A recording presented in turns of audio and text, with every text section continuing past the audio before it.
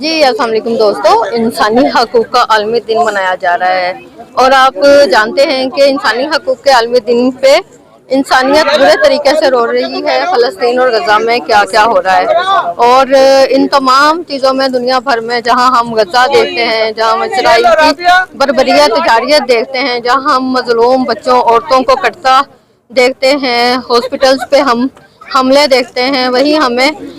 کشمیر میں بھی نظر آتا ہے کہ کشمیر کس طرح سے پچھلی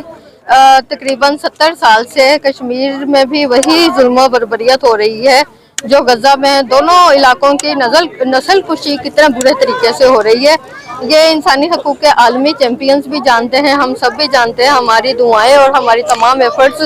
مظلوموں کے ساتھ اور پاکستان میں جو انسانی حقوق کی صورتحال ہے، جیسے جیسے وقت گزر رہا ہے، حکومتیں نئی سے نئی آ رہی ہیں اور تبدیلیاں بھی آ رہی ہیں، اور آج 16 روزہ ایکٹیویزم جو ہوتی ہے، خواتین کے حقوق کی جدوجہد میں مرد اور خواتین سب شریک ہوتے ہیں اور یہ دن منایا جاتا ہے، اور 25 سے لے کے 10 تک کا یہ دن انسانی حقوق کے عالمی دن پہ مکمل ہوتا ہے۔ اور انسانی حقوق کے عالمی دن کے حوالے سے national commission status of women ہم دیکھ رہے ہیں اور مختلف الائن ڈپارٹمنٹس کے ساتھ، مختلف سماجی اداروں کے ساتھ مل کے آج سائیکلنگ کی گئی، رننگ کی گئی اور جناب واک کی گئی۔